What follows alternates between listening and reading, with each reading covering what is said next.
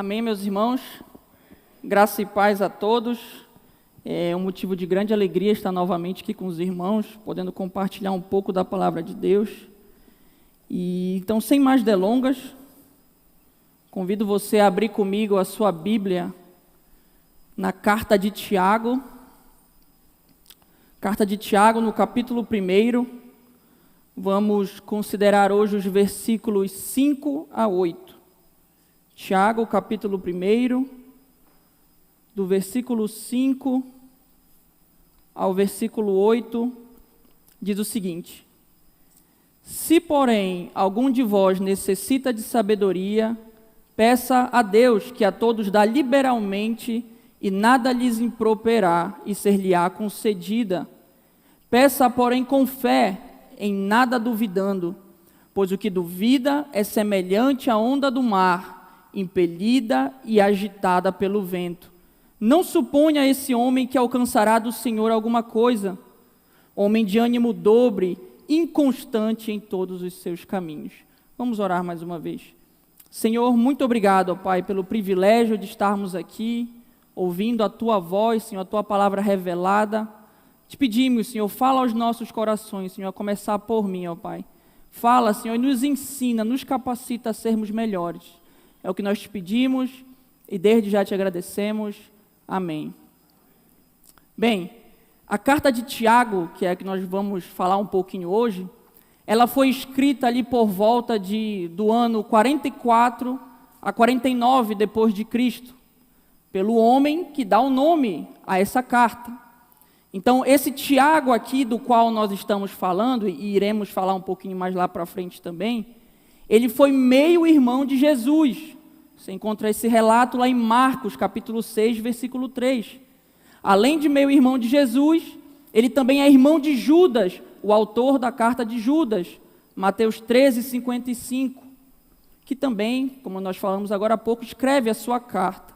No início da sua vida como um homem, Tiago havia rejeitado a Jesus como Messias. Tiago não acreditava nele. Porém, após a morte e ressurreição de Jesus, Tiago começa a crer que ele era o Salvador que havia de vir. Tempos depois, Tiago se torna um dos principais líderes da igreja de Jerusalém, chegando a ser conhecido como uma das colunas daquela igreja, juntamente com Pedro e João. Você encontra isso lá em Gálatas 2:9. Por causa da sua devoção à justiça, Tiago ficou conhecido como Tiago, o justo. E por fim, segundo Joséfo, um historiador do século I, esse grande homem foi martirizado, ou seja, morto por seguir a Cristo, ali por volta do ano 62. Resumidamente, o objetivo dessa carta é encorajar, exortar e ensinar cristãos que se converteram do judaísmo e estavam sendo perseguidos e que estavam também sendo dispersos ou espalhados por causa da perseguição que se deu ali por volta do governo de Herodes Agripa I, rei da Judeia. Então, diante desse contexto todo, de sofrimento, perseguição, Tiago começa a sua carta àqueles irmãos de uma maneira muito emblemática, chamando os cristãos a olharem para essas situações e considerarem o passar por tudo aquilo como motivo de grande alegria, tendo a certeza que as provações da fé deles tinham como objetivo produzir perseverança e maturidade em cada um deles. Entretanto, uma pergunta que poderia surgir na mente daqueles cristãos, ou até mesmo pode surgir na nossa mente hoje, é: como alcançar esse padrão? Como eu consigo olhar para as provações ao meu redor, olhar para o sofrimento ao meu redor e considerar o passar por isso motivo de grande alegria? Ou você poderia se perguntar também: como eu posso passar pelas provações que eu sofro de um modo que Deus seja mais glorificado? A resposta para essas questões, elas vão ser apresentadas aqui nesses versículos que nós lemos, por meio da sabedoria divina. Então, sendo assim, nessa noite, nós vamos ver o que é essa sabedoria que Tiago mostra como necessária à vida do crente. Qual é a importância que essa sabedoria tem em nossas vidas? Assim também veremos como obter esse bem tão necessário, essa importante sabedoria. Então, para isso, convido os irmãos a lerem comigo novamente o versículo 5, que é o meu primeiro ponto, que eu chamei de como obter a sabedoria. Vamos ler novamente o versículo 5. Se, porém, algum de vós necessita de sabedoria, peça a Deus, que a todos dá liberalmente e nada lhes improperá, e ser-lhe-á concedida. Então o versículo 5, ele é uma continuação direta do que Tiago estava abordando nos versículos 2 ao versículo 4, que, como já citamos, era justamente esse correto modo pelo qual os cristãos devem olhar as provações que vêm sobre as nossas vidas. Sendo assim, Tiago ele começa afirmando e comandando também que os crentes devem considerar o passar pelas provações como motivo de alegria, porque por mais que pareçam ruins, por mais que pareçam difíceis momentaneamente, ao sermos aprovadas nessas provações, nós cresceremos em perseverança e maturidade. Por sua vez, os versículos 5 ao versículo 8, que é aqui o nosso texto, Tiago vai mostrar o que o cristão que não está conseguindo enxergar os benefícios das provações e muito menos ser aprovadas nelas, deve fazer para ser aprovado nos testes da sua fé e assim alcançar o resultado que Deus espera de nós. De novo, perseverança, maturidade e também a santidade. Em resumo, o cristão ele precisa da sabedoria divina para agir corretamente diante das provações da nossa fé. Lembrando que quanto mais aprovado formos, mais nos pareceremos com Cristo Jesus, nosso padrão máximo. Então, apenas relembrando, as provações, elas são nada mais, nada menos do que testes da nossa fé. E diante delas nós temos dois resultados possíveis. Primeiro resultado, quando nós agimos de maneira coerente com as Escrituras. Quando nós fazemos isso diante de uma provação, diante de uma tribulação, de uma luta, aquela provação vai gerar em nós maturidade, perseverança, santidade. E assim Deus olha para nós e nos considera como aprovados neste teste. O segundo resultado possível é quando você, diante dessa luta, você age de maneira contrária ao que a palavra de Deus afirma. E aí, quando você faz isso, você está pecando. Você começa a gerar pecado e mais pecado na sua vida. E diante de Deus, você é olhado como uma pessoa que reprovou no teste da sua fé. Então nós precisamos ter sempre em mente que o objetivo de Deus em provar os crentes não é outro senão nos aperfeiçoar para que sejamos cada vez mais parecidos com Ele. No versículo 5, podemos perceber que Tiago ele é direto ao demonstrar aos seus leitores como obter a sabedoria divina. Ele diz, pedindo a Deus. Entretanto, antes da gente avançar mais, é de suma importância entendermos o que é essa sabedoria da qual Tiago está se referindo aqui no texto. A palavra grega traduzida por sabedoria é, como muitos já conhecem, a palavra sofia. Essa palavra pode ser traduzida também como conhecimento, inteligência.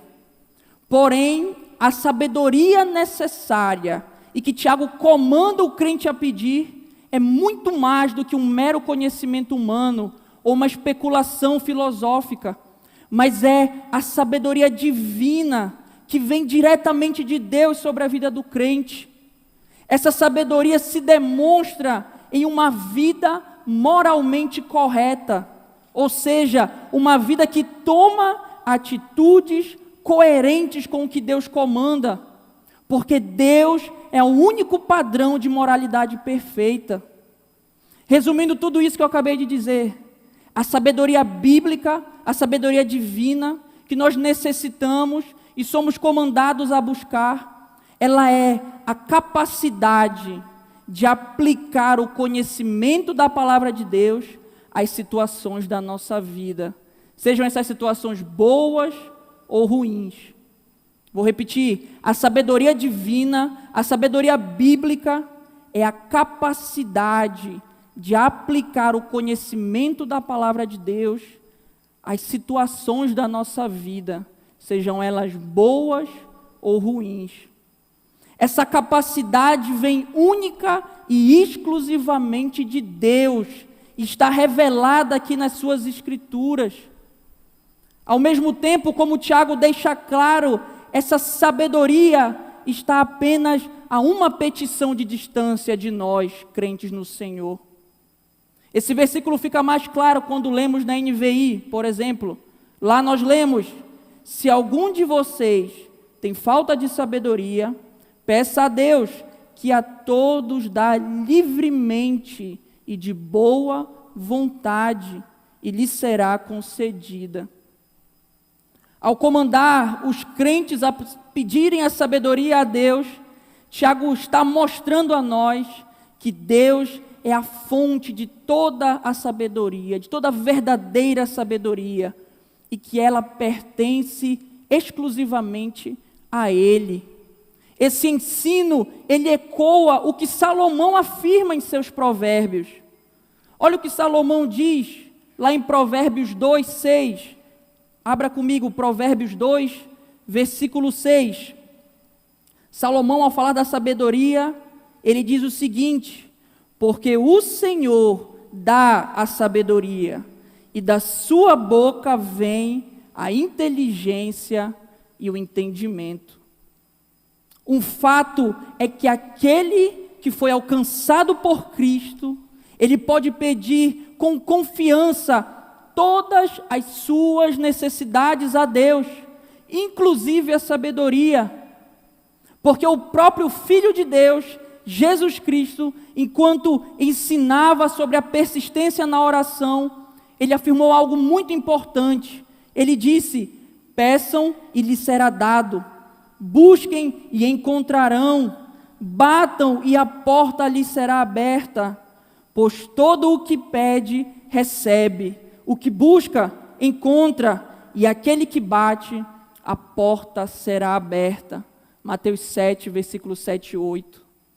Trazendo para nós, esse texto nos ensina que quando falhamos em aplicar a palavra de Deus às situações da nossa vida, e assim estamos cedendo ao pecado, sendo reprovados no teste da nossa fé, nós podemos e devemos orar a Deus pedindo, porque Ele dá a sabedoria que nós precisamos. Caso peçamos, obviamente de maneira correta, como veremos mais lá para frente, Deus dá sabedoria ao que pede, livremente e de boa vontade, como diz aqui o nosso texto. Uma outra lição é que o cristão não tem porquê passar as suas provações, sofrer aquilo que ele sofre, entre aspas, no escuro, com uma esperança longínqua de encontrar respostas. A sabedoria de Deus, que nos capacita a tomar decisões corretas em momentos difíceis, está à nossa disposição, por meio da oração e da leitura da palavra, para nos ajudar a sermos aprovados quando a nossa fé for testada. Sendo assim, eu pergunto, diante das provações, você tem sido mais aprovado ou reprovado? Diante das provações, você tem conseguido agradar a Deus? Ou será que você tem pecado contra Ele?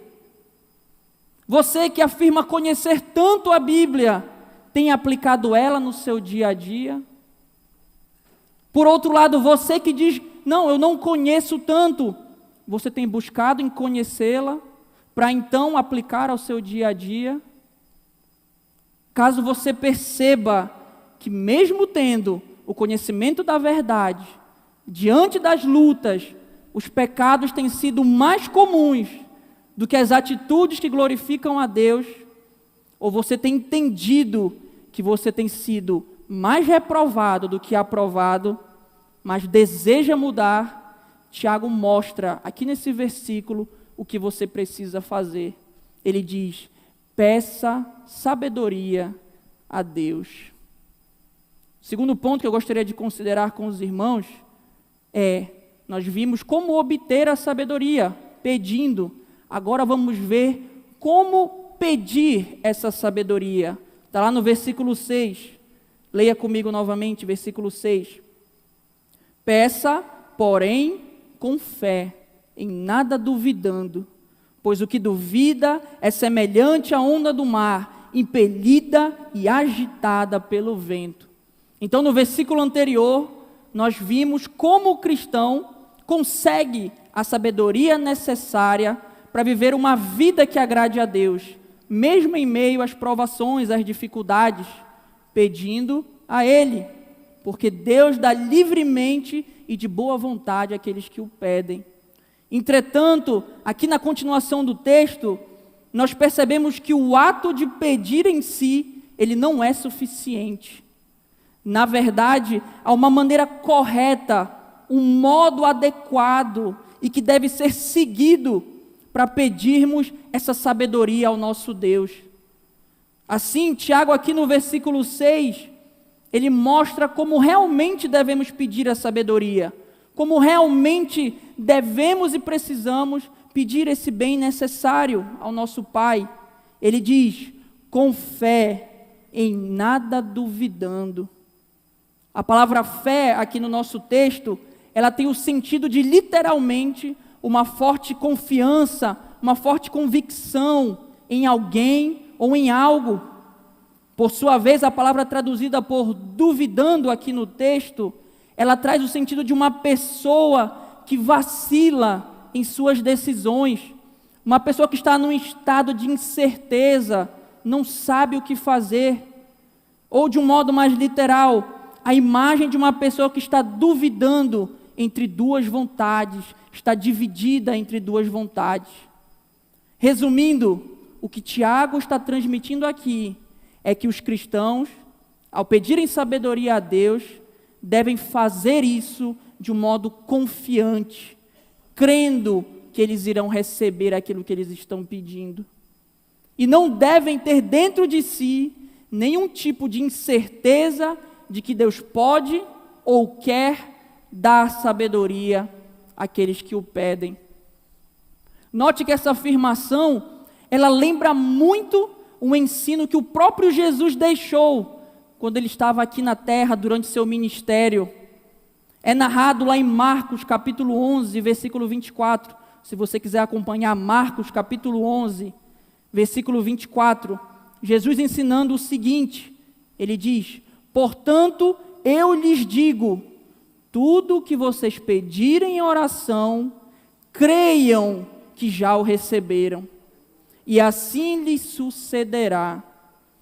Ao ensinar sobre o poder da fé, Jesus está mostrando aos seus 12 discípulos que as petições a Deus, elas devem ser feitas sem nenhuma incerteza, mas na verdade devem ser feitas com convicção de que Deus pode fazer aquilo que está sendo pedido. O mesmo Jesus que ensinou isso, é o Jesus que, diante daquele pai, que estava com seu filho possuído e duvidando da capacidade de Jesus, ele diz, se o Senhor pode, indagou Jesus, tudo é possível ao que crê. Marcos 9, 23. A fé e a dúvida não podem estar presentes no ser humano ao mesmo tempo. Quando o ser humano crê, ele não duvida. Entretanto, quando ele duvida, já está lhe faltando fé. Podemos aprender aqui no texto que, ao buscar algo de Deus, não podemos fazer isso com sentimento de dúvida, porque a fé é justamente o contrário disso. A fé é uma certeza. Hebreus 11:1. Se Deus prometeu que irá dar sabedoria a todo o que pedir, assim Ele o fará. Quando orarmos por esse bem necessário, precisamos ter total confiança que Deus nos dará isso. Porque se não tivermos essa forte convicção, ou se estivermos duvidando, seremos como a figura que Tiago ilustra na continuação do texto. Ele diz: pois o que duvida é semelhante à onda do mar, impelida e agitada pelo vento. João Calvino, quando ele comenta esse versículo, ele disse, abre aspas, por essa semelhança, ele, Tiago, expressa de maneira impressionante como Deus pune a incredulidade daqueles que duvidam de suas promessas, pois por sua própria inquietação atormentam-se interiormente, pois nunca há tranquilidade, preste atenção, pois nunca há tranquilidade para as nossas almas, exceto quando elas se voltam para a verdade de Deus e nele confiam, fecha aspas. Ou seja, a pessoa que duvida da capacidade e da disposição generosa de Deus em prover sabedoria, é como esse mar revolto, agitado, que se move para lá e para cá, com altos e baixos, sem nunca se acalmar. A pessoa que duvida da disposição de Deus, está duvidando do caráter do próprio Deus. É uma pessoa que vacila entre os seus sentimentos, ora confiando, ora não, ora sendo leal à palavra de Deus, ora não. É uma pessoa inconstante. A sua adoração depende de circunstâncias favoráveis. Esse tipo de pessoa demonstra que o fundamento da sua devoção, da sua alegria, da sua segurança, não está em Deus, mas sim nas circunstâncias favoráveis. Está na conta bancária recheada, no emprego estável, na boa saúde, no casamento feliz. A pessoa inconstante é aquela que, quando tudo está bem, ela diz: Deus é bom, Deus é muito bom, Deus é maravilhoso. Quando está tudo bem, participa das atividades da igreja, se dedica a servir, tem uma vida devocional ativa. Mas quando passa por uma provação, começa a dizer que Deus é mau, que não ama os seus filhos, que ele perdeu o controle da situação, deixa de estar em comunhão com os irmãos, deixa de servir, deixa de orar, deixa de ler a palavra. E tudo isso tem consequência, não se engane, pecado e mais pecado. Esse é o perfil daqueles que duvidam do Senhor e dependem das circunstâncias. Tiago, entretanto, nos comanda a não sermos assim, mas a nos achegarmos a Deus, pedindo com fé e confiando que receberemos dele aquilo que nós estamos pedindo. Por isso eu gostaria de perguntar a você, qual tem sido o fundamento da tua devoção, da tua alegria, da tua segurança, da tua paz? O amor a Deus ou as circunstâncias favoráveis? Quando a coisa aperta, você tem se afastado de Deus ou você tem se apegado mais a Ele? Diante da doença, do luto, da dor, do desemprego, da crise familiar, você tem duvidado da bondade de Deus, duvidado do caráter dele? Será que diante de tudo isso, nas suas orações, tem mais prevalecido fé ou dúvida? São pontos muito importantes que cada um de nós precisa refletir e avaliar. O terceiro ponto que eu gostaria de considerar com os irmãos, eu chamei de o resultado da dúvida. Nós vimos como obter sabedoria, nós vimos como pedir a sabedoria, agora vamos ver o resultado da dúvida. Leia comigo o versículo 7, versículo 8 novamente. Não suponha esse homem que alcançará do Senhor alguma coisa, homem de ânimo dobre, inconstante em todos os seus caminhos.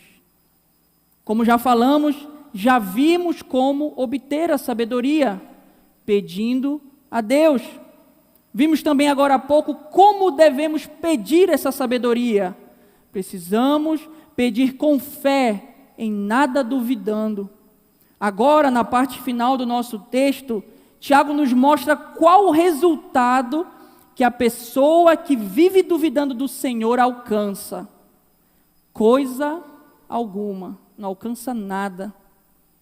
Portanto, a expressão esse homem, aqui no versículo 7, não faz referência ao crente que ora com fé e sem dúvidas pedindo sabedoria a Deus. Na verdade, faz referência às pessoas que se enquadram no final, naquele exemplo que foi dado no final do versículo 6, aquelas pessoas que duvidam, que pedem duvidando. Para estas pessoas, os que não confiam no poder e na disposição generosa de Deus, fica uma certeza absoluta de que não alcançarão nada do Senhor. Tiago ainda continua dizendo que estes homens são de ânimo dobre. A palavra traduzida aqui por dobre tem o sentido de alguém, de novo, de uma mente dividida, com desejos opostos dentro de si. Por sua vez, a expressão inconstante em todos os seus caminhos traz uma ideia semelhante ao que nós vimos no versículo 6, ou seja, a pessoa que fundamenta sua devoção em circunstâncias favoráveis. Logo, quando tudo está bem, essa pessoa estará, entre aspas, bem. Porém, quando surgem as tribulações, ela se volta contra Deus e começa a agir como um incrédulo, como uma pessoa que nunca conheceu a bondade do Senhor. Resumindo, o homem que vive olhando para Deus com um olhar duvidoso e sem fé, ele demonstra ser uma pessoa que possui uma mente dividida. É uma pessoa que tenta andar em dois caminhos ao mesmo tempo, de acordo com o que lhe convém. É uma pessoa que tenta servir a dois senhores, mas nunca irá conseguir fazer isso, como Jesus bem ensinou em Mateus 6:24. Aquele que tem a mente dividida é referido como um homem que está dividido entre Deus e o mundo. Um homem instável, que não anda em constância no caminho do Senhor. Como diz John MacArthur, abre aspas, esse homem é a imagem do hipócrita, que em certas ocasiões crê em Deus, mas não confia nele quando chegam as provações, e assim nada recebe. No contexto de Tiago, talvez esse tipo de crente era aquele que antes da perseguição estava firme na comunhão, no louvor, na adoração. Porém, ao serem atribulados, eles começam a duvidar do caráter soberano, bondoso e generoso de Deus. Essas pessoas abriram mão de agir segundo a palavra e começam a se entristecer ou pecar quando passam pelos sofrimentos, ao invés de olhar o passar por tudo isso como motivo de grande alegria. Essa pessoa, diante da perseguição, peca murmurando, sendo impaciente, ingrato e até mesmo incrédulo. Trazendo para o nosso contexto, não muda muita coisa. Quantas pessoas não vivem uma vida cristã, entre aspas, aparentemente boa, porque está sendo conveniente vivê-la. Muitas vezes são, como nós chamamos, uma bênção. Entretanto, quando Deus prova a fé destes, a primeira atitude é murmurar contra o Senhor, é desacreditar nas promessas dele, duvidar do seu caráter, se afastar da comunhão dos santos e das disciplinas espirituais. O que Tiago está nos ensinando aqui é que se levarmos a vida dessa forma, duvidando, sendo inconstantes na nossa decisão, tentando servir a dois senhores, nunca receberemos nada, nunca cresceremos na fé, nunca iremos amadurecer como cristãos, nunca seremos mais santos. Fica a pergunta então para cada um de nós: como tem andado a minha vida? Será que essa minha vida ativa na igreja, ela é fruto de um amor por Jesus? Ou é porque aqui eu encontro os meus amigos, a pessoa que eu gosto? Ou talvez porque a igreja seja mais uma atividade a ser cumprida no seu checklist semanal? Será que eu tenho tentado servir a dois senhores na minha vida?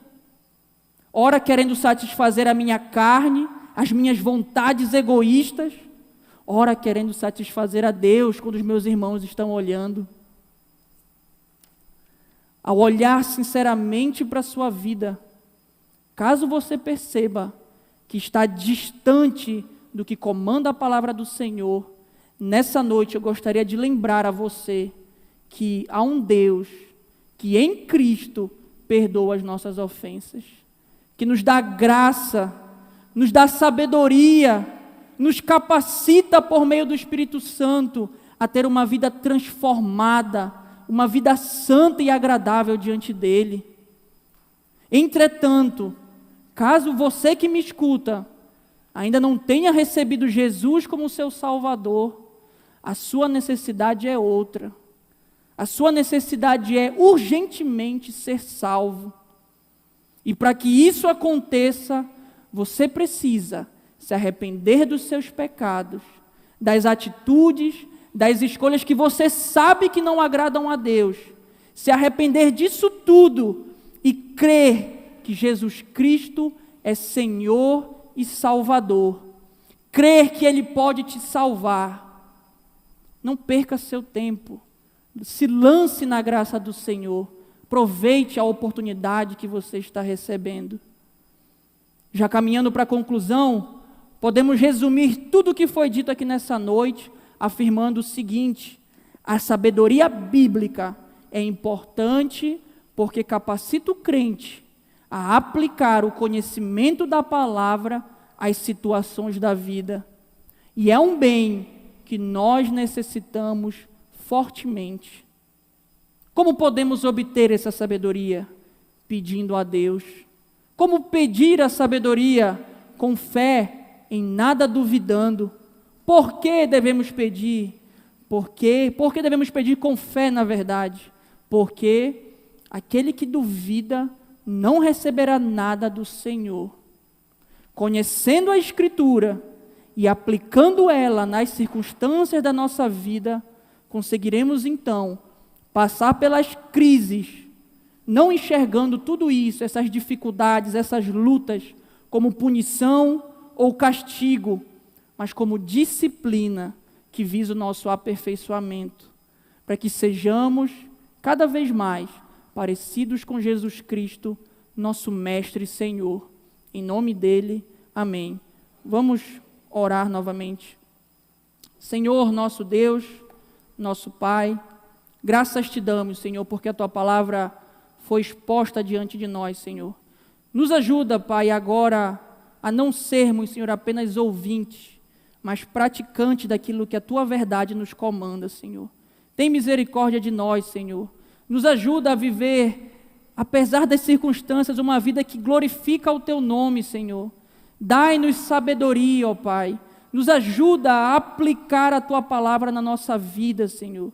Nos ajuda a ter um viver transformado, um viver santo, agradável a ti. Molda-nos, Senhor, conforme a imagem de Cristo Jesus. Que aquele que ainda não te recebeu, não teve um encontro contigo, possa entender a sua real necessidade por salvação, Senhor. Fica conosco agora, Pai. Em nome de Jesus oramos, agradecidos. Amém.